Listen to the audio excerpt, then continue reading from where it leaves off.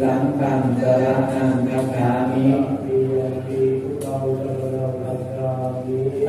ยัมปิพุทธังสรณังคัจฉามิ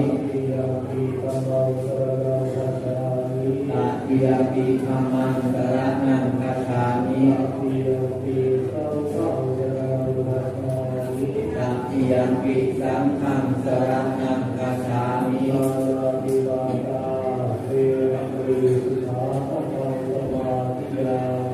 ปานาติปาตาเวระมณีสิกขาปะทังสมาธิยามิ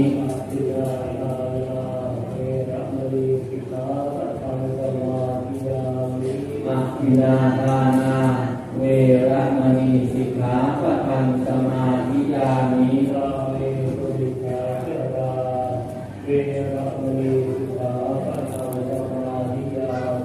กาเมสุขิฐาจาราเว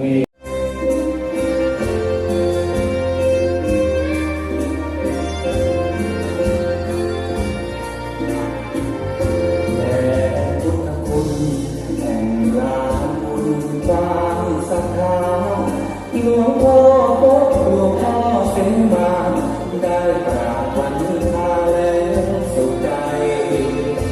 พระครูประทานธรรมวิจิตรสืบทอดด้วยใจวัดตะลุงดูผู้คนเลื่อมใสวัดสวยโบสถ์ใหญ่ใครๆโจดจัน